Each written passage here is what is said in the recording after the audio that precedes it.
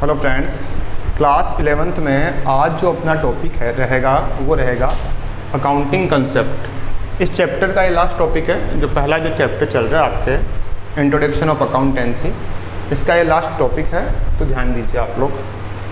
देखो, सबसे पहले हम बात करते हैं लेखांकन अवधारणाएं, ठीक है, यानी कि अकाउंटिंग कंसेप्ट। अकाउंटिंग कंसेप्ट होता क्या है, सुनिए। देखो, अकाउंटिंग जो कंसेप्ट है, लेखांकन अवधारणाएं जो होती है वे नियम होते हैं, कुछ नियम, सिद्धांत, ठीक है, कानून, जिनके माध्यम से, जिनको ध्यान में रखकर अकाउंटिंग की जाती है। क्या की जाती है? अकाउंटिंग। ठीक है बच्चों, तो लेखांकन अवधारणाएं क्या है? लेखांकन अवधारणाएं वे है नियम, वह सिद्धांत हैं जिनको ध्यान में रखकर हम अकाउंटिंग करते हैं। ठीक है बच्चों, क्लियर है? जिनकी पालना करनी होती है हमें अकाउंटिंग करते समय। अकाउंटिंग कंसेप्ट में सबसे पहली जो हमारी अवधारणा रहेगी वो रहेगी बिजनेस एंटिटी कंसेप्ट। क्या रहेगी बच्चों? Business entity concept. तो इसको देखो, ध्यान से समझते हम लोग। पहला कंसेप्ट जो है वो है बिजनेस एंटिटी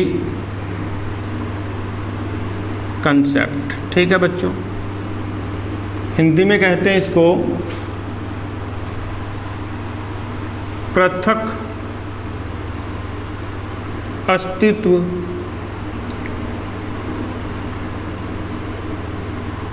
की अवधारणा, है ना?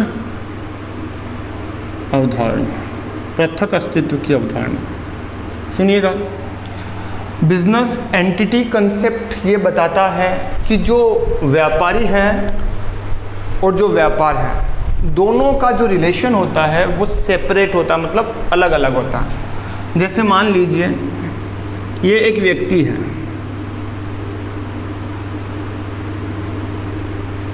नाम है इसका राम,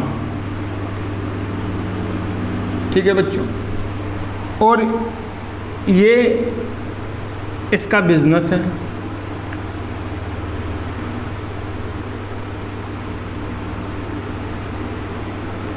ये इसका बिजनेस है ना। बिजनेस का नाम इन्होंने रखा है राम एंड सन्स।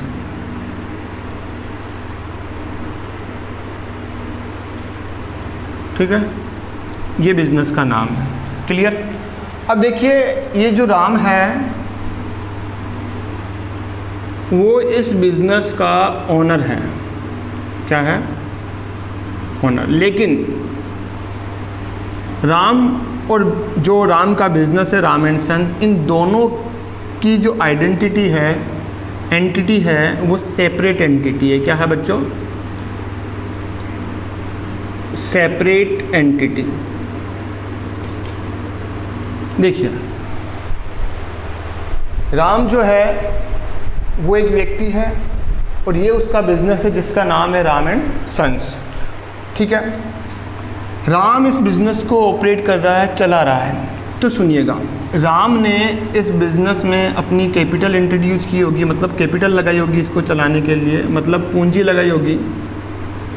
ठीक है, अब इसका मतलब यह है कि राम ने जो पूंजी लगाई है बिजनेस में, तो बिजनेस के लिए, इस बिजनेस के लिए जो पूंजी है, मतलब जो कैपिटल है, वो लायबिलिटीज़ है। लायबिलिटीज़ मतलब इसका पेमेंट करना होगा कभी ना कभी बिजनेस को। किसे पेमेंट करना होगा? बिजनेस के मालिक को। कहने का मतलब ये है, अगर राम ने अपना पैसा बिजनेस में लगाया है, इसका मतलब ये हुआ कि राम ने कैपिटल के रूप में ये पैसा बिजनेस को दिया है, और जब भी बिजनेस बंद होगा या क्लोज होगा तो बिजनेस की ये लायबिलिटीज बनेगी कि राम द्वारा लगाया गया जो पैसा है वो वापस राम को क्या कर दिया जाए? रिटर्न कर दिया जाए। क्या कर दिया जाए बच्चों, रिटर्न। ठीक है, इसी अवधारणा के बेसिस पे जो बिजनेस होता है, बिजनेस को एक आर्टिफिशियल पर्सन के रूप में माना गया, पर्सन के रूप में माना गया है। ठीक है, क्लियर है। जैसे मान लीजिए एक व्यक्ति और है श्याम।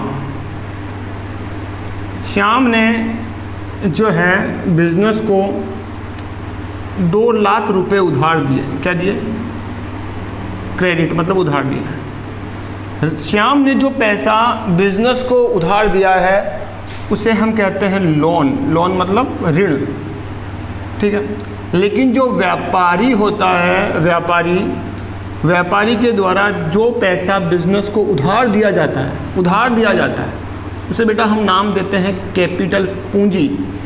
क्योंकि इसी अवधारणा के आधार पर, बिजनेस एंटिटी कंसेप्ट के आधार पर मैं बात करूं तो कोई भी जो व्यापारी होता है वो अपने बिजनेस में अपने नाम का अकाउंट नहीं खोलता है। अपने बिजनेस में अपने नाम का अकाउंट नहीं खोलता है। जैसे राम का बिजनेस है, ये बिजनेस किसका है बच्चों, राम का बिजनेस है। तो राम अपने बिजनेस में राम अकाउंट नहीं खोलेगा, राम अकाउंट नहीं खोलेगा।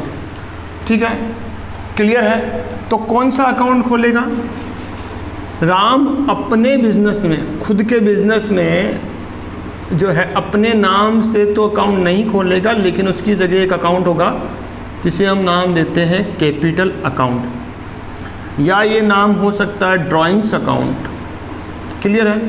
तो व्यापारी के व्यापार में व्यापारी के नाम से कोई अकाउंट नहीं होता है, उसकी जगह या तो कैपिटल अकाउंट होता है या फिर ड्राइंग्स अकाउंट होता है। क्लियर। तो बिजनेस एंटिटी कंसेप्ट ये कहता है कि व्यापारी और व्यापार दोनों का जो रिलेशन होता है वो सेपरेट होता है, उनकी सेपरेट एंटिटी होती है। व्यापारी एक अलग पर्सन है और बिजनेस एक अलग पर्सन है। व्यापारी ने अगर पैसा लगाया है बिजनेस में तो इसका मीनिंग यहाँ यह माना जाएगा कि व्यापारी ने मतलब वन पर्सन ने दूसरे पर्सन को पैसा उधार दिया है। लेकिन हम इस अमाउंट को लोन की कैटेगरी में नहीं रखते हैं, इस अमाउंट को हम कहते हैं कैपिटल अकाउंट। क्या कहेंगे बच्चों, कैपिटल अकाउंट। ठीक है। और बिजनेस की ये लायबिलिटीज़ बनती है कि जब भी ये बिज़नेस क्लोज होगा, फ्यूचर में बंद होगा, तो जो पैसा राम ने बिज़नेस को दिया है, जो पैसा इस राम ने बिज़नेस को दिया है, वो पैसा वापस बिजनेस राम को लौटाए। ठीक है, क्लियर है। अच्छा, इसी अवधारणा के आधार पर जो व्यापारी होता है, व्यापारी अपने नाम का अकाउंट अपने बिजनेस में नहीं खोलता, उसकी जगह नाम होता है कैपिटल अकाउंट या फिर बेटा ड्राइंग्स अकाउंट। ठीक है। तो ये हमारी पहली अवधारणा थी जिसका नाम था बिजनेस एंटिटी कंसेप्ट, जिसमें व्यापारी और व्यापार का जो संबंध होता है, व्यापारी और व्यापार का जो संबंध होता है वो अलग अलग होता है। ठीक है। तो बिजनेस एंटिटी कंसेप्ट की हमने बात की, व्यापारी अलग पर्सन है और व्यापार जो है अलग पर्सन है। क्लियर। चलिए इसके बाद हम आगे चलते हैं बच्चों। आगे अगर मैं बात करूं तो अगली जो अवधारणा रहेगी हमारी, देखिए बच्चों, नेक्स्ट जो कंसेप्ट रहेगा हमारा वो रहेगा मनी मेजरमेंट कंसेप्ट। सुनिए, देखिए जो बिजनेस है उस बिजनेस में जो ट्रांजैक्शन होते हैं, बिजनेस में बच्चों जो ट्रांजैक्शन होते हैं, ट्रांजैक्शन मतलब लेन देन, ट्रांजैक्शन, दो टाइप के ट्रांजैक्शन हो सकते हैं, जिसमें एक ट्रांजैक्शन तो होता है फाइनेंशियल ट्रांजैक्शन मतलब वित्तीय लेन देन,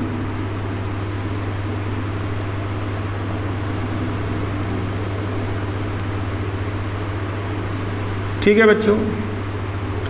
और जो सेकंड ट्रांजैक्शन होता है उसे हम कहते हैं non financial transaction, non financial transaction. ठीक है, अब जनरली होता क्या है कि बिजनेस में सबसे पहले हमें ये पहचान करनी होती है कि कौन से ट्रांजैक्शन फाइनेंशियल ट्रांजैक्शन है, कौन से ट्रांजैक्शन बिजनेस में सबसे पहले हमें ये देखना होता है कि कौन से ट्रांजैक्शन फाइनेंशियल ट्रांजैक्शन है। ठीक है, नॉन फाइनेंशियल ट्रांजैक्शन को हमें रिकॉर्ड नहीं करना होता, हमें फाइनेंशियल ट्रांजैक्शन को रिकॉर्ड करना होता है।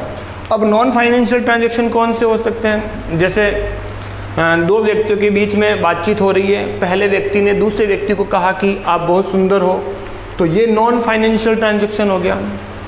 क्लियर है? लेकिन एक व्यक्ति अगर दूसरे व्यक्ति को बोले कि मैं आपको 5000 रुपीज़ दूंगा, तो फिर ये फाइनेंशियल ट्रांजैक्शन है। कौन सा ट्रांजैक्शन है बच्चों? फाइनेंशियल ट्रांजैक्शन है। यानी फाइनेंशियल ट्रांजैक्शन वह ट्रांजैक्शन होता है जिसमें कहीं ना कहीं मुद्रा की बात आती है, कहीं ना कहीं मनी की बात आती है। किसकी बात आती है? मनी की बात आती है। ठीक है, जहाँ गुणवत्ता की बात आती है या विशेषताओं की बात आती है, वो जो ट्रांजैक्शन होते हैं वो हमारे नॉन फाइनेंशियल ट्रांजैक्शन होते हैं। क्लियर है? और फाइनेंशियल ट्रांजैक्शन वह ट्रांजैक्शन होते हैं जिसमें कहीं ना कहीं किसकी बात आती है? मनी की बात आती है। अब इसके अंदर भी दो ट्रांजैक्शन होंगे बच्चों। इसमें दो ट्रांजैक्शन होंगे, जिसमें पहला ट्रांजैक्शन होगा कि वो ट्रांजैक्शन जिन्हें मनी टर्म में क्या कर सकें? मेजर कर सकें, मेजर इन मनी टर्म, या मॉनेटरी ट्रांजैक्शन बोल सकते हो इसको आप। इसे बोल सकते हो मॉनेटरी फाइनेंशियल ट्रांजैक्शन, और इसे आप यहाँ मैं लिख सकता हूँ नॉन मॉनेटरी फाइनेंशियल ट्रांजैक्शन। अब ये सर मॉनेटरी ट्रांजैक्शन और नॉन मॉनेटरी फाइनेंशियल ट्रांजैक्शन क्या है? तो बेटा जो मॉनेटरी फाइनेंशियल ट्रांजैक्शन होते हैं जिन्हें मनी टर्म में मेजर किया जाता है, जैसे राम को 5000 रुपये का पेमेंट किया मतलब मनी का आदान प्रदान हुआ वहाँ पे। ठीक है, मनी का ट्रांसफ़र हुआ। ठीक है, तो वो मेजर इन जो है मनी टर्म्स कहलाएगा। ठीक है, मेजर इन मनी टर्म। लेकिन मैं कहूँ कि एक व्यक्ति ने दूसरे व्यक्ति को 5000 रुपये देने का वचन दिया। ठीक है, तो वहाँ पर सिर्फ वचन दिया है। ठीक है, अभी तक मॉनेटरी फाइनेंशियल ट्रांजैक्शन नहीं हुआ, वो नॉन मॉनेटरी फाइनेंशियल ट्रांजैक्शन है। क्लियर? जैसे 50,000 रुपये के माल का आदेश प्राप्त हुआ है अभी, जब वो माल बना के आप भेजोगे तो वो जो है मनी टर्म में मेजर होगा। अभी सिर्फ आदेश प्राप्त हुआ, इसका मतलब वो नॉन मॉनेटरी फाइनेंशियल ट्रांजैक्शन है। तो बिजनेस के अंदर हम जिन ट्रांजैक्शन को रिकॉर्ड करते हैं वो होते हैं मेजर इन मनी टर्म्स, जिन्हें हम मनी टर्म में क्या कर सकते हैं बच्चों? मेजर कर सकते हैं। यानी जो मॉनेटरी फाइनेंशियल ट्रांजैक्शन होते हैं उनको ही रिकॉर्ड किया जाता है। ठीक है, जो नॉन मॉनेटरी फाइनेंशियल ट्रांजैक्शन होते हैं जिन्हें मुद्रा के रूप में व्यक्त नहीं किया जा सकता, उनको हम रिकॉर्ड नहीं करेंगे। ठीक है, और जो नॉन फाइनेंशियल ट्रांजैक्शन है जिनका बिजनेस से कोई लेना देना ही नहीं है, इनको भी रिकॉर्ड नहीं किया जाएगा। तो किनको रिकॉर्ड किया जाएगा? वो फाइनेंशियल ट्रांजैक्शन जो मॉनेटरी फॉर्म में कन्वर्ट हो जाते हैं या जिन्हें मनी के रूप में हम मेजर कर सकते हैं, मनी टर्म्स में जिनको मेजर कर सकते हैं, उन्हीं ट्रांजैक्शन को रिकॉर्ड किया जाता है। ये कहती है हमारी मनी मेजरमेंट कंसेप्ट। क्या कहती है? मनी मेजरमेंट कंसेप्ट कहती हैं कि रिकॉर्डिंग यानी अकाउंटिंग उन्हीं ट्रांजैक्शन की होती हैं जिन्हें हम मनी टर्म्स में क्या कर सकते हैं? मेजर कर सकते हैं। क्लियर? नेक्स्ट देखिए आप अगली अवधारणा।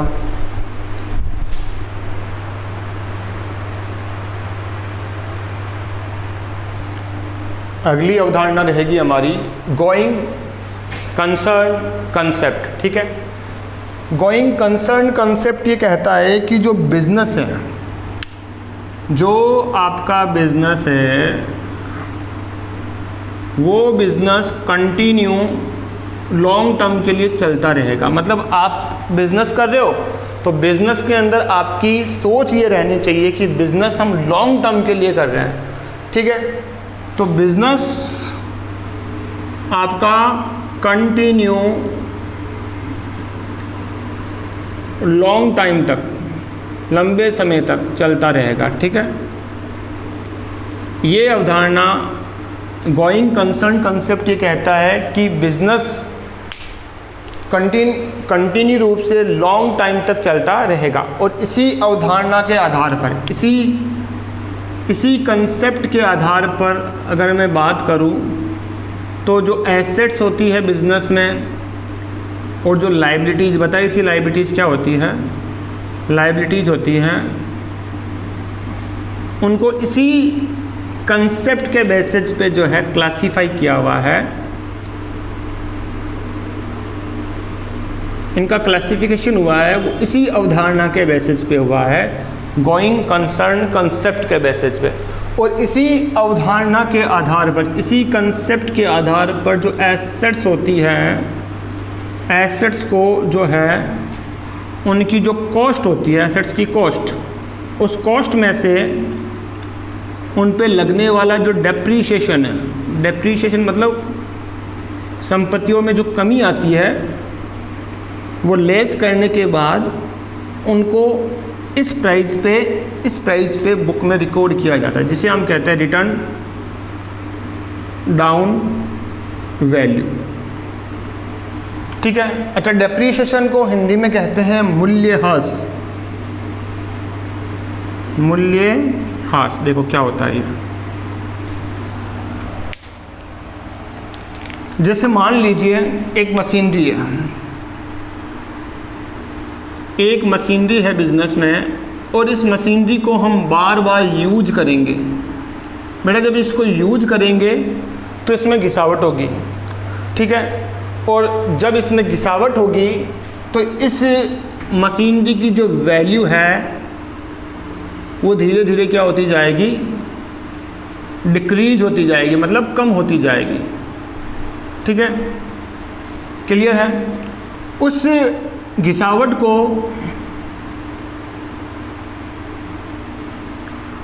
को ही हम नाम देते हैं बच्चों डेप्रीशिएशन। क्या नाम देते हैं? मूल्यह्रास। मूल्यह्रास। तो जो गोइंग कंसर्न कंसेप्ट है उसके अंदर जो एसेट्स है, एसेट्स की जो कॉस्ट प्राइस होती है उसमें से एक साल के लिए जो भी उस पर डेप्रीशिएशन लगा, मतलब उसकी वैल्यू में जो कमी आई, उसकी कॉस्ट में जो कमी आई, उसे माइनस करने के बाद जो वैल्यू आती है उसको हम बुक में रिकॉर्ड करते हैं। और इस वैल्यू को कहते हैं return down value. Return down value मतलब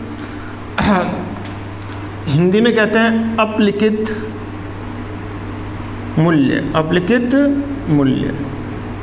तो ये जो गोइंग कंसर्न कंसेप्ट है, इसके अंदर ये मान्यता रहती है कि बिजनेस लंबे समय तक चलेगा, कंटिन्यू चलेगा लंबे समय तक। ठीक है, एसेट्स और लायबिलिटीज को इसी कंसेप्ट के बेसिस पे क्लासिफाई किया गया है, और एसेट्स को उसकी कॉस्ट प्राइस पे में से डेप्रीशिएशन लेस होने के बाद जो अमाउंट बचता है उस पर रिकॉर्ड किया जाता है। तो ये जो गोइंग कंसर्न कंसेप्ट है, इसके अंदर यही कहा जाता है कि बिजनेस कंटिन्यू लॉन्ग टाइम तक चलता रहेगा। क्लियर है बच्चों? नेक्स्ट कंसेप्ट देखिए आप,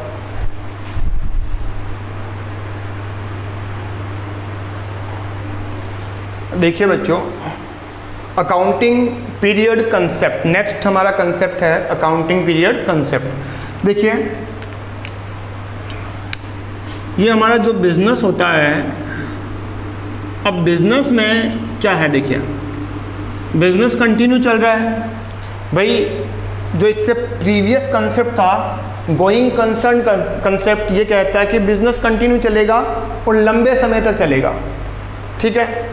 लेकिन जरा सोचिए, बिजनेस कंटिन्यू चल रहा है, लंबे समय तक चल रहा है, लेकिन बिजनेस की फाइनेंशियल कंडीशन तो कभी ना कभी हमें चेक करती रहनी चाहिए ना भाई। बिजनेस कंटिन्यू चल रहा है और लॉन्ग टाइम तक चलेगा, लेकिन बिजनेस की जो फाइनेंशियल कंडीशन है, बिजनेस में कितना नेट प्रॉफिट हो रहा है, नेट प्रॉफिट हो रहा है या नहीं हो रहा है, ठीक है, फाइनेंशियल कंडीशन कैसी है बिजनेस की, ये सारी बातें चेक करने के लिए एक पीरियड फिक्स किया जाता है। क्या किया जाता है बच्चों? एक पीरियड फिक्स किया जाता है। ये पीरियड 12 मंथ्स का होता है। कितने महीनों का होता है बच्चों? 12 मंथ्स, यानी 1 साल का, 1 ईयर्स का। 1 साल पूरा होने के बाद हमें हमारे बिजनेस के अंदर जो देखना होता है कि बिजनेस में कितना प्रॉफिट हो रहा है, और ये देखना होता है कि बिजनेस की जो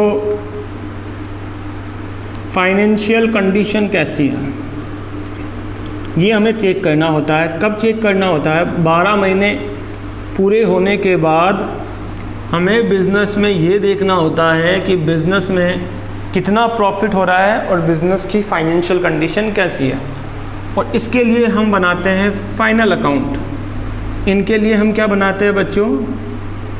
इनके लिए हम बनाते हैं बच्चों फाइनल अकाउंट। फाइनल अकाउंट बनाते, अंतिम खाते पढ़ेंगे ये। और अंतिम खातों में एक बनता है trading and profit and loss account बनता है, जो हमें ग्रॉस प्रॉफिट और नेट प्रॉफिट के बारे में बताता है, ठीक है। Gross profit and net profit के बारे में बताता है। इसके अलावा बिजनेस की फाइनेंशियल कंडीशन को चेक करने के लिए हमें बनाना होता है बैलेंस शीट। क्या बनानी होती है बच्चों? बैलेंस शीट बनानी होती है।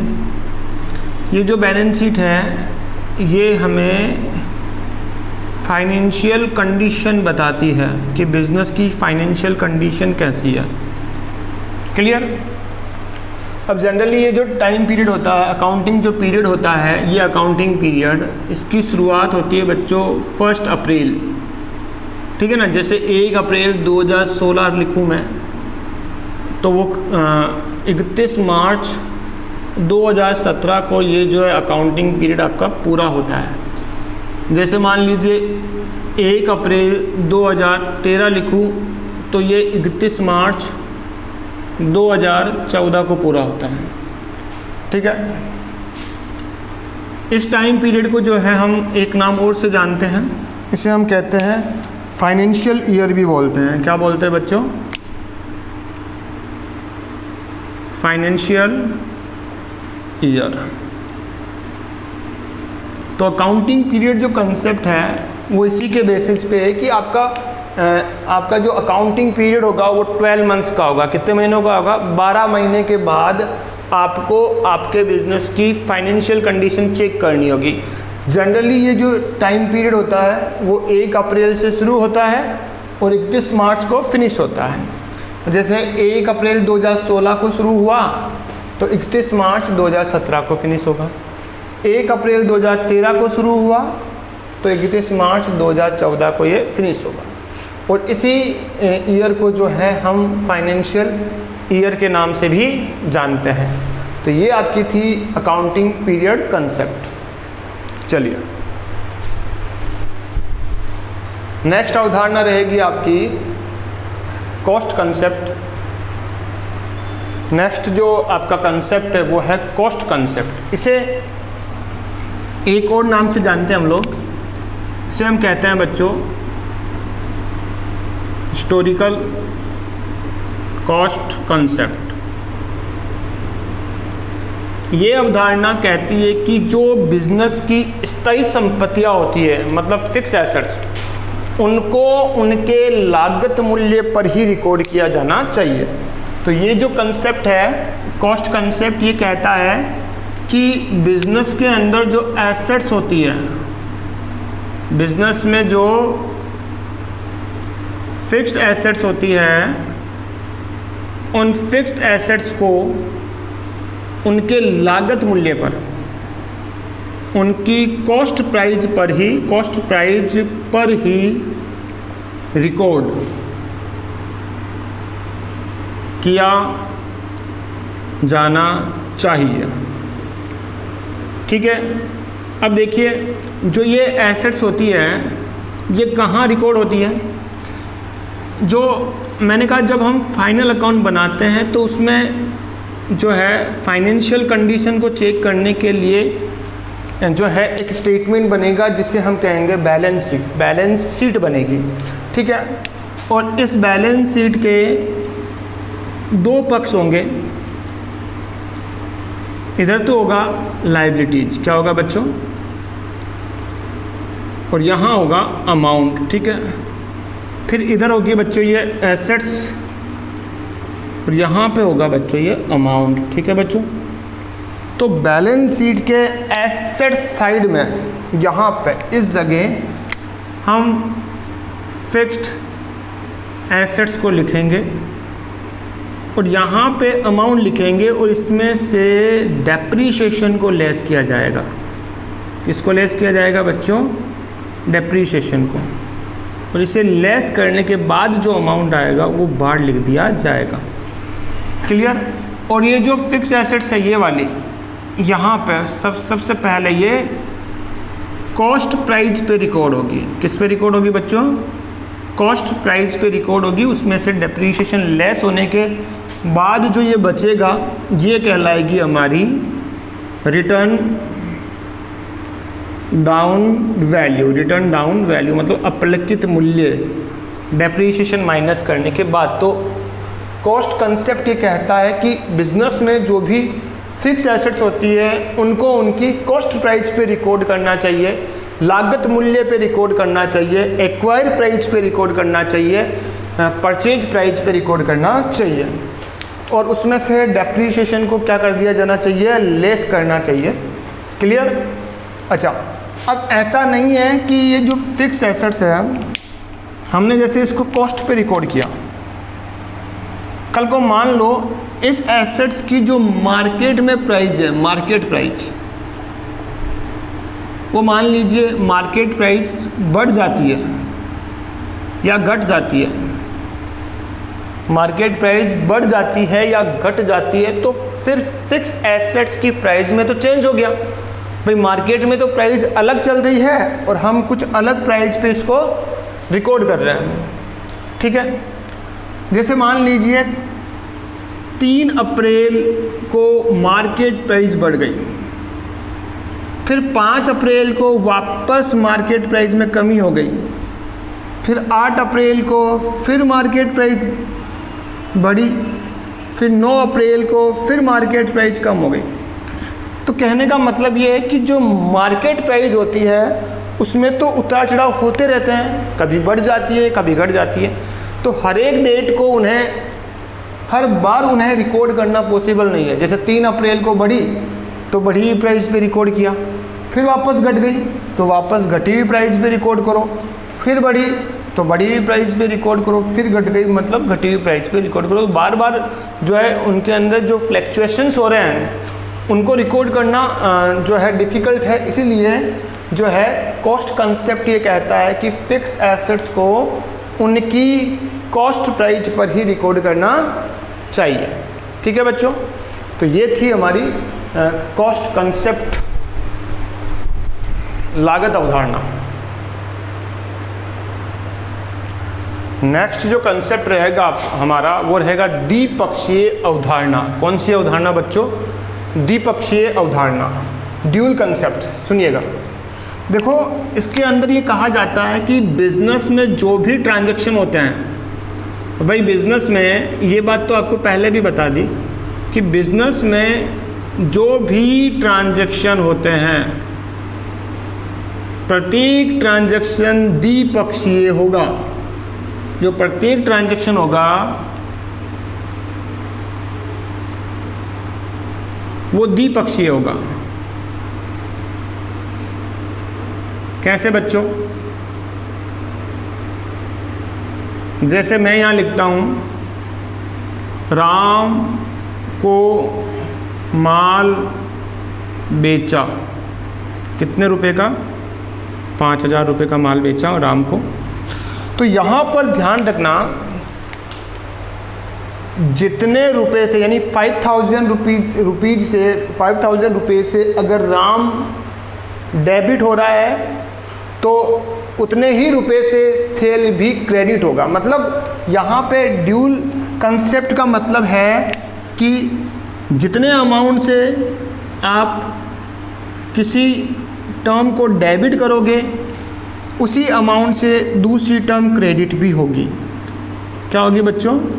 क्रेडिट भी होगी। जैसे इसी ट्रांजैक्शन की मैं बात करूं तो इसमें दो टर्म है, एक तो राम है और एक माल बेचा।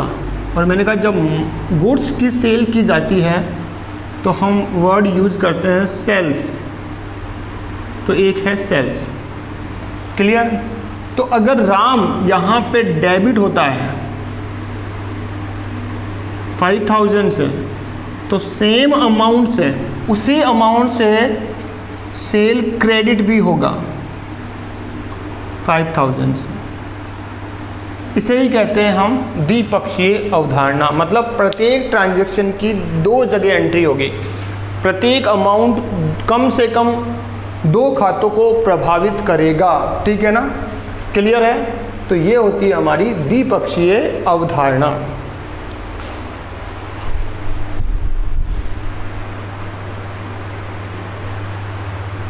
देखिए बच्चों, नेक्स्ट है revenue realisation concept. Revenue realisation concept, ये जो अवधारणा है, इस अवधारणा के अंदर ये कहा गया है कि जो बिजनेस के अंदर जो रेवेन्यू होते हैं, रेवेन्यू मतलब होता है इनकम, जो इनकम होती है उनको उनके रियलाइजेशन, उनको उनके रियलाइजेशन प्राइस पर यानी वसूली मूल्य पर रिकॉर्ड करना चाहिए। बस ये इतनी सी है। यानी जो रेवेन्यू रियलाइजेशन कंसेप्ट है उसके अंदर कहा गया है जो भी रेवेन्यू हो रहा है बिजनेस में, यानी जो भी बिजनेस में इनकम हो रही है उनको उनके रियलाइजेशन प्राइस पर क्या करना चाहिए बच्चों? रिकॉर्ड करना चाहिए। मतलब वसूली मूल्य पर रिकॉर्ड करना चाहिए,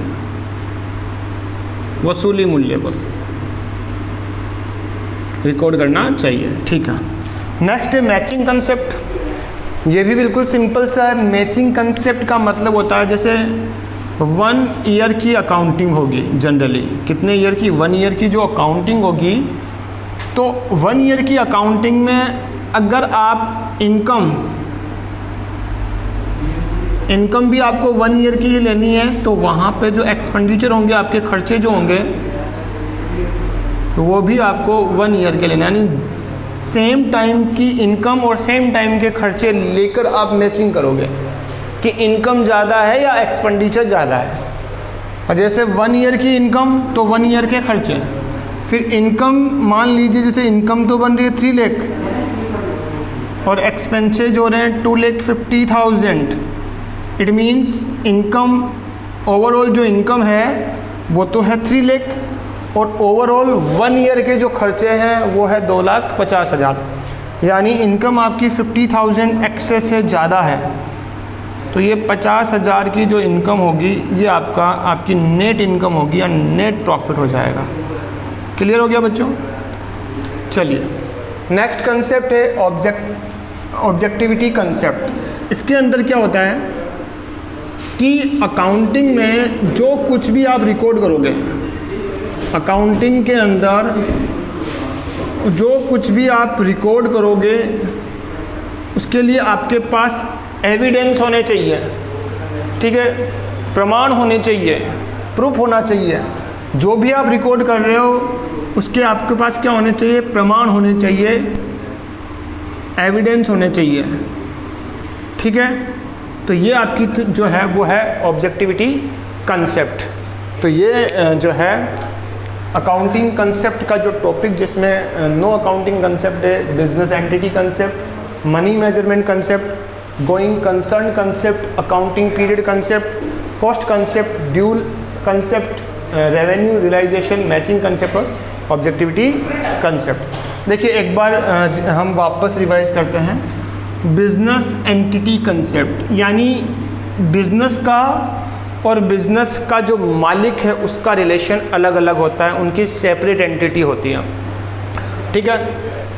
जो ऑनर होगा, बिजनेस का जो ऑनर होगा वो बिजनेस के लिए एक लेनदार होगा, मतलब बिजनेस से लेने वाला।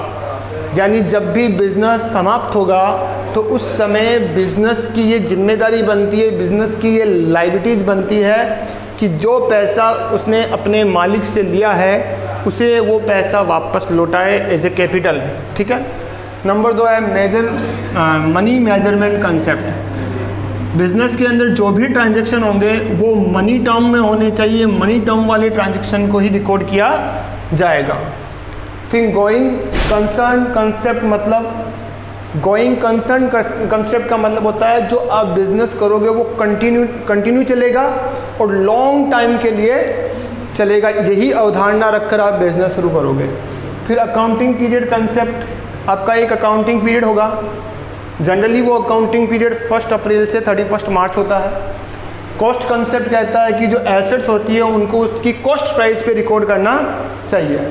ड्यूल कंसेप्ट कहता है कि जितने भी अकाउंटिंग के अंदर जितने भी ट्रांजैक्शन होंगे, प्रत्येक ट्रांजैक्शन 2 पक्षों को प्रभावित करेगा, जिसमें एक होगा डेबिट और दूसरा होगा क्रेडिट। फिर मैंने बताया रेवेन्यू रियलाइजेशन, जितनी भी बिजनेस में इनकम होगी उन इनकम को उनके वसूली मूल्य पे रिकॉर्ड किया जाएगा। मैचिंग कंसेप्ट, ठीक है, मैचिंग कंसेप्ट मतलब जिस टाइम पीरियड की आपने इनकम ली है उसी टाइम पीरियड के खर्चों से उसकी तुलना की जाएगी। जैसे यहाँ मैंने बताया 1 साल की इनकम तो 1 साल के खर्चे, फिर इनकी आपस में तुलना करके देखेंगे कि कितना प्रॉफिट हो रहा है, कितना लॉस हो रहा है। और ऑब्जेक्टिविटी कंसेप्ट कहता है कि जो कुछ भी आप रिकॉर्ड करोगे उसके लिए आपके पास प्रमाण होना चाहिए, ठीक है। क्लियर है बच्चों? Okay, thank you.